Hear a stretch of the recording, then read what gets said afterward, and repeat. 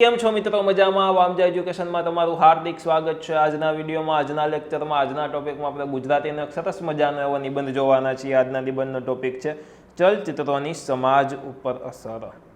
અને પહેલાનો જે નિબંધ જોયો હતો એ ચલચિત્રોની યુવાઓ ઉપર, કેની ઉપર? તો કે યુવાનો પર અસર જોઈ હતી. પરંતુ આજે આપણે આખા સમાજ ઉપર કેવી અસર પડે છે તે જોવાના છીએ. ચલચિત્રો એટલે શું થાય? તો કે મૂવી, પિક્ચર, બરાબર, સિનેમા, આને કહેવાય ચલચિત્રો. તેની અસર કેવી રીતના આખા સમાજ ઉપર પડે છે તેના વિશે લખવાના છીએ. ચાલુ કરતાં પહેલાં જો તમે આ ચેનલને સબસ્ક્રાઇબ ન કરી હોય તો સૌપ્રથમ સબસ્ક્રાઇબ કરીને બેલ આઇકન દબાવો, વિડીયોને લાઇક કરો તથા આ વિડીયોને તમારા મિત્રો, પરિવાર, દોસ્તો સાથે જરૂરથી શેર કરો. ચાલો મિત્રો, આપણે આ વિડીયોની સરસ રીતના, આ નિબંધની સરસ રીતના શરૂઆત કરીએ. નિબંધને સમજવાની કોશિશ કરીશું. પહેલો પેરેગ્રાફ આપણે પ્રાસ્તાવિક એટલે કે પ્રસ્તાવનાથી લખશું, એટલે કે હળવેકથી આખો નિબંધ લખવાની શરૂઆત કરીશું. છેલ્લે આપણે ઉપસંહાર જોઈને નિબંધ પૂર્ણ કરીશું, એટલે કે હળવેકથી નિબંધને પૂર્ણ કરીશું. વચ્ચે બીજો પેરેગ્રાફ મનોરંજન માણસની આવશ્યકતા થઈ ગઈ છે, માણસની જરૂરિયાત થઈ ગઈ છે, તેના વિશે લખશું. ત્રીજો અને ચોથો પેરેગ્રાફ ચલચિત્રોની સારી અસરો એટલે કે મૂવીની સારી અસરો ઉપર જોશું. એનું ઊંધું એટલે કે પાંચમો પેરેગ્રાફ વિપરીત અસરો એટલે કે ખરાબ અસરો વિશે આપણે જોવાના છીએ. ચાલો આપણે હવે નિબંધની શરૂઆત કરીએ. સૌપ્રથમ તો કે ચલચિત્રોનું મનોરંજન લગભગ બધાને પ્રિય હોય છે, એટલે કે બધાને લગભગ પિક્ચરો જોવા ગમતા જ હોય છે. આપણા દેશમાં શરૂઆતમાં મૂંગા અને બ્લેક એન્ડ વ્હાઇટ ચલચિત્રો બનતા હતા. સ્ટાર્ટિંગમાં મૂંગા એટલે કે એની અંદર કોઈ અવાજ ન હતો, અને બ્લેક એન્ડ વ્હાઇટ ચલચિત્રો એટલે કે પિક્ચરો બનતા હતા.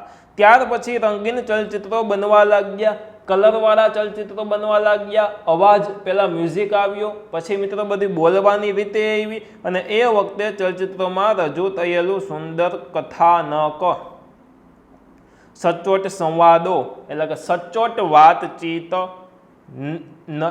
નટ નટીઓનો અભિનય, ભવ્ય દ્રશ્ય યોજનાઓ અને મધુર ગીત સંગીત વગેરેને લીધે ચલચિત્રો ખૂબ જ લોકપ્રિય બન્યા, એટલે ખૂબ જ લોકોમાં પ્રિય બન્યા. ચલચિત્રોમાં દેશ અને દુનિયાના વિવિધ પ્રદેશો, જુદી જુદી પ્રજાઓ, તેમના ખાન પાન, પહેરવેશ, રીતિ રિવાજો, ઉત્સવો અને જીવનશૈલીઓનો ચિતાર આપવામાં આવે છે, એટલે કે આ તમામ વસ્તુ એમાં બતાવવામાં આવે છે. ચલચિત્રોમાં સામાજિક, ઐતિહાસિક, ધાર્મિક વગેરે વિવિધ વિષયોની પસંદગી કરવામાં આવે છે, અને નામાંકિત સર્જકોની જાણીતી કૃતિઓ એટલે કે સર્જકો એટલે કે મિત્રો જે બનાવતા હોય તેની નામાંકિત એવા ઘણા બધા હોય, તેમની કૃતિઓ પરથી પણ ચલચિત્રો બનાવાય છે.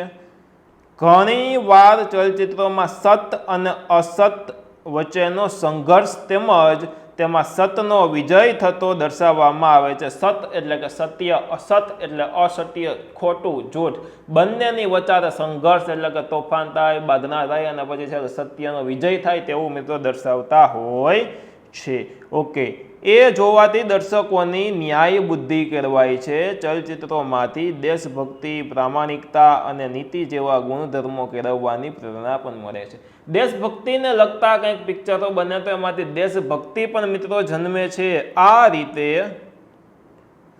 રીતે ચલચિત્રો દ્વારા સુંદર તથા સ્વચ્છ સમાજ રચના માટે સંદેશ મળી રહે છે.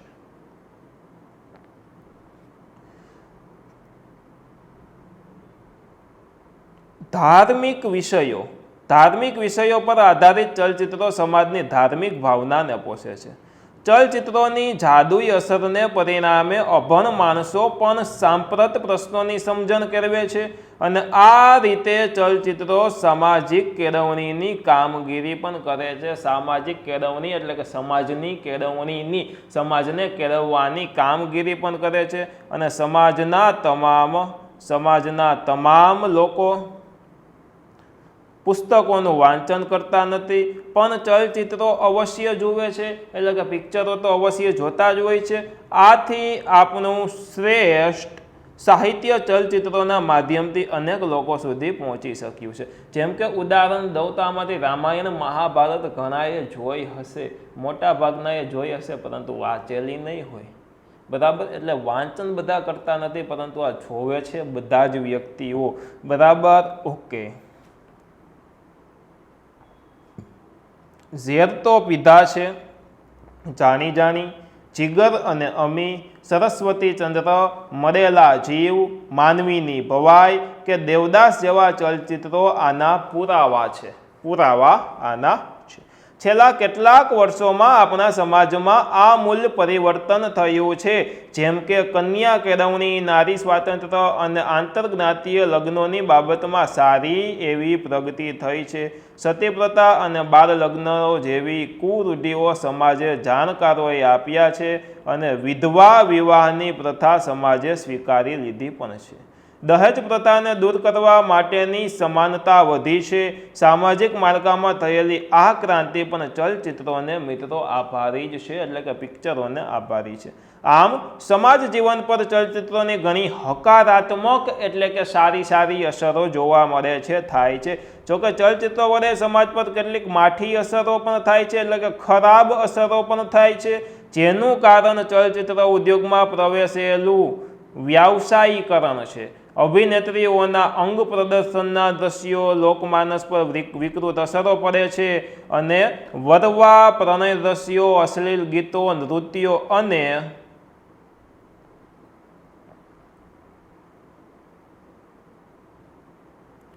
દ્વિઅર્થી ગીતો એટલે કે બે અર્થવાળા ગીતો કે સંવાદોની પણ યુવા વર્ગ પર વિપરીત અસરો જોવા મળે છે અને મારામારી, બળાત્કાર અને ખૂના મરકી જેવા હિંસક દ્રશ્યો કુમળા બાળકોના મન પર મિત્રો વિઘાતક અસર કરે છે, એટલે કે ખરાબ અસર કરે છે. બાળકો સિનેસૃષ્ટિને વાસ્તવિક માની અને તેનું અનુકરણ કરવા માટે પ્રેરાય છે. અસામાજિક તત્વોને ચલચિત્રોમાંથી ગુનાખોરીની અવનવી તરકીબો અને પ્રેરણા મળે છે. ચલચિત્રોનું યોગ્ય સ્તર નહીં જળવાય તો તેના થકી સમસ્ત સમાજને અધઃપતનની ગર્તામાં ધકેલતા મિત્રો વાર નહીં લાગે. ચલચિત્રો મનોરંજન માટેનું એક સસ્તું, લોકપ્રિય અને પ્રભાવશાળી માધ્યમ છે.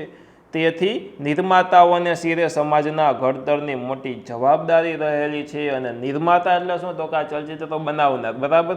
નિર્માતાઓ હલકી કક્ષાના ચલચિત્રોનું નિર્માણ કરવાને બદલે સ્વચ્છ મનોરંજન આપી શકે, લોકોનું ઘડતર કરી શકે અને તેમને જીવન જીવવાની સાચી દિશા બતાવી શકે એવા ગુણવત્તાવાળા ચિત્રોનું નિર્માણ કરે તે ખૂબ જ જરૂરી છે, અગત્યનું છે અને આ બાબતમાં સરકારે પણ મિત્રો જરૂરી પગલાં ભરવા જોઈએ. આની સાથે સાથે સરસ મજાનું આપણું આ નિબંધ પૂર્ણ થાય છે. આના પછી આપણે હિંસક ફિલ્મોની સમાજ જીવન પર અસર કેવી થાય તે જોશું, એટલે કે ફરી પાછો એક ચલચિત્ર આધારિત, ફિલ્મ આધારિત નિબંધ જોશું. એટલે ફિલ્મ આધારિત મિત્રો નિબંધો ઘણા બધા પૂછાતા હોય, કોઈ પણ નિબંધ પછી પૂછે, ગમે ત્યાંથી પૂછે ને આપણે લખી જ શકવા જોઈએ, મારો હેતુ એ છે, બરાબર. હવે આ નિબંધના આપણે મુદ્દાઓ જોઈ લઈએ. પહેલો પ્રાસ્તાવિક, છેલ્લો ઉપસંહાર, એમના પછી દર્શકોની બદલાતી રુચિ, 3 થી 5 પેરેગ્રાફ હિંસાત્મક દ્રશ્યો, 6 પેરેગ્રાફ બાળકો અને યુવાનો પર પ્રભાવ અને છેલ્લા ઉપસંહાર આપણે જોવાના છીએ. તો તમારી રીતના તમારે તે નિબંધ લખવાનો પ્રયત્ન કરવાનો છે. મજા એવી છે તો વિડીયોને અત્યારે જ લાઇક કરો, ચેનલને સબસ્ક્રાઇબ ન કરી હોય તો અત્યારે જ સબસ્ક્રાઇબ કરીને બેલ આઇકન દબાવો તથા આ વિડીયોને તમારા મિત્રો, પરિવાર, દોસ્તો સાથે જરૂરથી શેર કરો. ફરી મળશું એક નવા વિડીયો સાથે. ફરી પધારજો. બાય. જય હિન્દ. વંદે માતરમ. આવજો. ધન્યવાદ.